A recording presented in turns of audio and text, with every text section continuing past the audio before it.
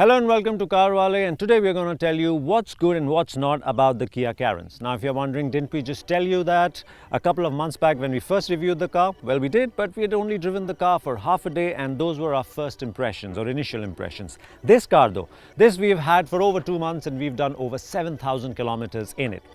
So are the pros and cons the same or are they different? Well, you'll have to watch the length of this video to find out whether they are or they aren't. And to make it worthwhile for you to stick around, we're also going to tell you which is the better version to buy. The automatic or the manual, the 6-seater or the 7-seater. Now both these cars are powered by the same 1.4 turbo petrol, which as it turns out commands for 50% of the sales volume for the Carens. Now before we move ahead, please do like, share and subscribe. Also hit the bell icon. We'd really appreciate it. It'll tell you when our new videos are coming and then you can tell us by commenting whether you're liking them or not.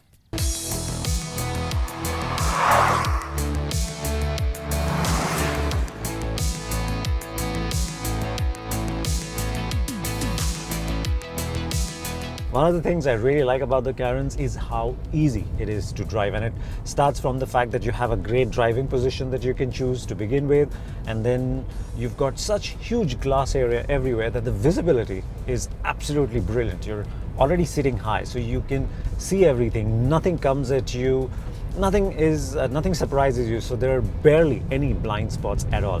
Plus you have the steering that's light. On the manual, your clutch is light, your gear shifts are light. On the automatic, the throttle is progressive, and you never feel like you need to work hard to drive the Carens in any way. All the controls feel well weighted, apart from the steering. Steering is probably something that needs a little bit of work, but in terms of how the heft works, but otherwise, it is a very easy car to drive. Nice big mirrors, you know what's happening. You've got parking sensors at the front, you've got parking sensors and camera at the back, nice big screen to see. And the moment you sit inside this car, you're not going to feel overwhelmed, or you're not going to feel, oh, it's a big car, I'm going to find it difficult to drive. That's not going to happen. You will adjust to it in no time, and I think that's a big positive.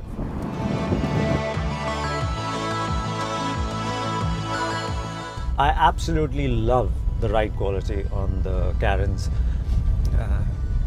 It takes a little time to understand it, I would say, because I've seen some people say no, it doesn't work.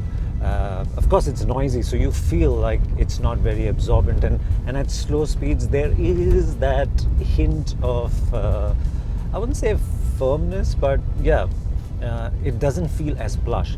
But as you start going faster, it just, gets more and more absorbent. It stays flat, it doesn't move around anywhere. Now on our road trips that we've taken, we've been through some really bad roads and you just don't have to slow down for anything. We didn't. It's got fairly big wheels with nice profile tires. It's got long travel suspension, so even when you go through hard bumps, it doesn't feel like it's crashed into something or you're going to break something. So it just gives you that sense of invincibility, and I love that. I love that about this car. And then when you run out of road, you go off-road because you have to, because you're trying to get to some place there nobody's ever decided to or make roads. You can go over small rocks, you can just go over things without needing a spotter, because the ground clearance and the wheels roll over everything. So I mean, it's very impressive how it rides and the kind of practicality it offers, especially in our road conditions, etc. Because you just don't know what's around the next corner, especially if you're going to new places or new roads or exploring something. So that to me is a nice big positive for the Carens.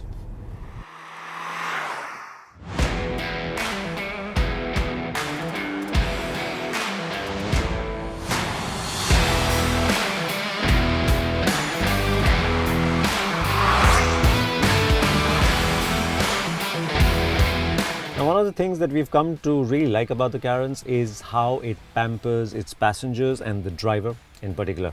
Now you've got this comfortable seat, cushy seat to begin with, but it's also supportive. But the thing is that it has a cooling function. Now, every time we get in, we use it. In Bombay, you need it. We don't run it at full blast because it gets really cold, but it's always on, and that's something that we appreciate every time we get into this car. The other things that we like, the touchscreen system. It is intuitive, the UI is good, it's got enough details inside, and the sound quality, at least up front, is pretty good too.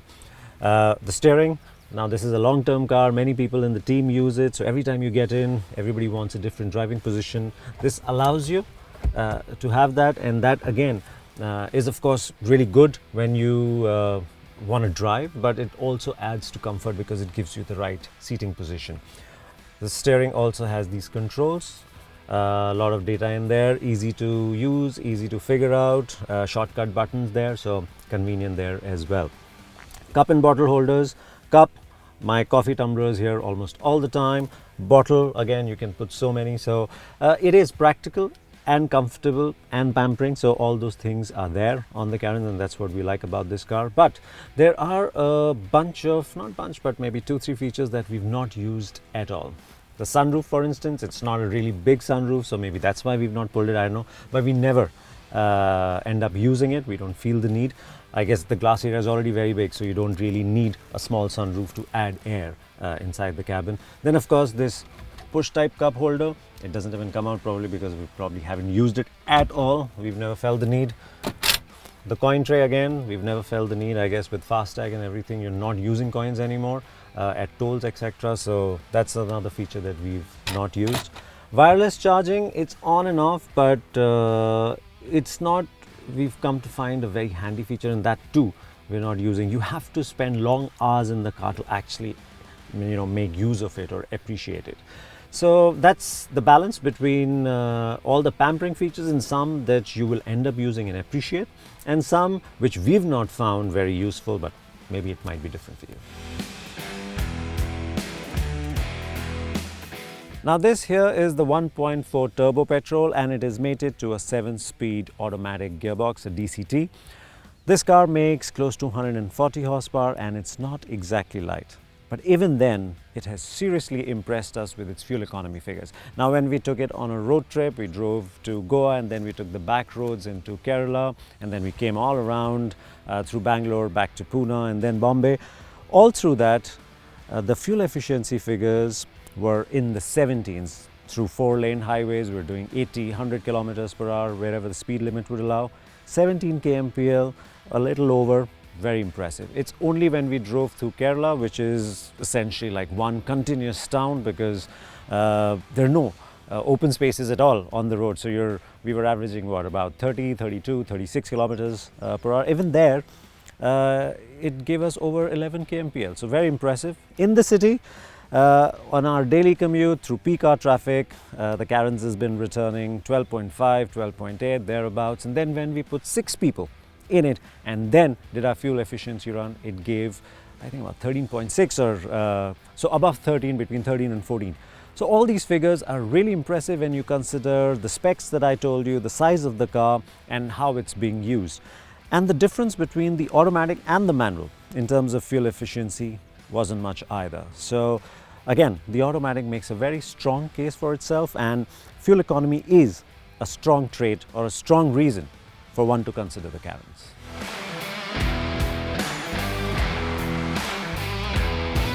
Another big plus for the Carens is the space and the feeling of space that it offers. Now, in terms of knee room, headroom, and even shoulder room, I mean that seat, especially in this 6-seater version, you're never ever going to get into the other person, and that's always good. So you've got this personal space going. Seat themselves, very comfortable here, and the captain seat's cushy, and you can put your feet under the seat as well. So space wise, really well sorted. Feeling of space, you've got these huge windows all around, so, and light color interior, so it just feels like a roomier, nicer place to be. So when you're doing long distance travel, you don't feel hemmed in, you can keep looking out, it just keeps you fresh. If you're buying the Carens, I think space is something that you really appreciate.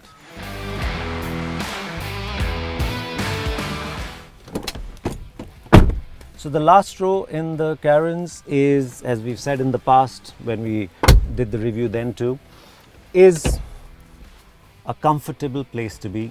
No two ways about it. I mean, in terms of space, in terms of seating comfort, especially if you recline the back, very comfortable. However, there are three things that are not so good when you're sitting in the last row. One is the NVH. Now, when you're sitting at the back, you can hear motorcyclists, people talking, all of it that's happening behind you, you can hear it here, which isn't the case up front. Maybe it's the way the hatch seals with the body or whatever the reason might be, but you can hear everything and it's not, it gets irritating after a while. The second bit is that the music system, this car runs a Bose system, the sound quality up front in the second row is really good, but at the back, you can barely hear it. And you have to make adjustments in the system if you want to have a higher volume at the back. So that's not something that you'd expect in a car, given you're paying so much money for the system and the car in general. And the third bit is the ride quality. Now, when you have two well-fed individuals sitting in the last row, the car takes a little while to settle. So you have a few excessive up and down movements which you don't want, especially when it feels, I mean, the first two rows the car feels flat, the ride feels comfortable, there's barely any movement, but here you can. It's not as bad as some of the other 7-seaters or 3-row cars, we should clarify that, but we expected this to be a little more settled than it is. So these would be, if you're in the last row, of course, great space, comfortable seats, but this is something that you should be aware of. To call lack of driver focus in the Carens as a negative for the car might seem harsh, given that it's a people's carrier and it's meant to ferry people in comfort, in seamless fashion, in a laid-back fashion. So it's not supposed to be a hoot to drive around corners. It's not supposed to be point and shoot. It's not supposed to get you all pumped up. But the thing is that, if you have to buy the Carens because it is one of the better 7-seaters or 6-seaters that you can buy in the market, then you need to know that this is a compromise that you will have to live with. And it all begins with the steering. In terms of steering speed or turns lock to lock, it isn't lazy. It will get the Carens to change directions without too much effort. But there is no feel, and it feels artificial the way it's weighed. The returnability, it just comes back too hard and too soon, and so you have to stop it instead of it feeling natural. And then of course there's the handling. So it is a tall car, it sits higher off the ground, which is practical. It has longer travel suspension, which helps with comfort, but that means that when you brake hard entering a corner, there is going to be pronounced pitch, and then when you turn it, there is going to be fair amount of body roll. And when you're exiting the corner and you get on the gas, because the weight is shifting back, the front wheels just keep spinning and you don't get enough traction out of corners. And overall, after some time, after a couple of corners here and there, you're working, you're trying to get the most from it, but that just doesn't seem to happen. And then it starts to seem like work instead of it feeling something that you'd enjoy doing. Plus, the harder you push, you'll have understeer. For a people carrier, calling lack of driver focus is harsh. But if I were to buy this car, I would want to drive it hard. I would want to, once in a while, enjoy, because I like driving, right? And I can't have two cars in the household. So this is my only car. That's where the challenge will be when it comes to handling. And so, yeah, that's a negative in our view.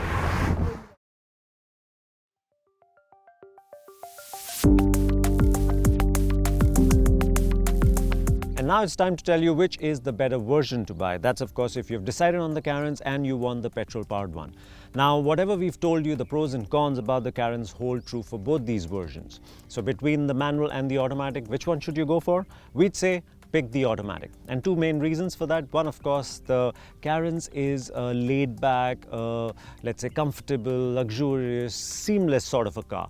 and for that the automatic fits better. Plus the automatic comes with driving modes. Now if you're in a hurry to get to work and you want a little more, I don't know, let's say not excitement, but you want involvement and pace to get to work, you can just leave it in normal and the throttle response is nice, the gear shifts are quick, so it's not really a bother. But let's say you've got parents or old people sitting in the car, you've got kids who are prone to motion sickness. You got to do is press the eco mode, it dulls the throttle response, it just makes everything slower and more seamless, and therefore there's less back and forth movement every time you get on the gas or get off the gas, and it just makes it a nicer place to be for people who are prone to motion sickness. So in terms of going with the character, the automatic fits better. The manual isn't bad either. I mean, the shifts are nice, the clutch is light, there's progression and all that, but when you choose a manual, you want some more driver involvement, you should be able to hustle the car and all that, which the Carens just doesn't like. So at the end it becomes more work than enjoyment, because the car's character in terms of handling and steering response just doesn't match that manual involvement that you're looking for. The second reason, of course, is fuel efficiency. There's absolutely no difference in the real world when it comes to fuel efficiency between the DCT and the manual. So if you're looking at saving money via fuel efficiency or fuel costs, well, there's absolutely no difference. So again, the automatic makes more sense. And now to tell you whether you should go for a 6-seater or a 7-seater. Now, if you're going to move 7 people in one go, of course, there's no option. You will pick the 7-seater. But let's say you ferry 4 people or 6 people or 5 people at one go, then we'd say pick the 6-seater. 2 reasons. Again, one, of course, is that it gives you individual seats in the second row, which gives you a higher sense of space, individuality. You're not rubbing shoulders with anybody. So there's, even when you're, after a long journey, your tempers are flaring, you're not going to get into each other's hairs in that sense. So that is there. And of course, when you put people in the back, they have a higher sense of space again, because there's nothing in front blocking them. So they feel they're in a more spacious car. So that's why we'd say the 6-seater is still the better option than the 7-seater. Plus the 7-seater middle seat, it is not very comfortable. So you're not really getting that benefit. Like we said, if you've got 7 people, of course, go with the 7-seater. Otherwise, 6-seater and the automatic is the version to go for.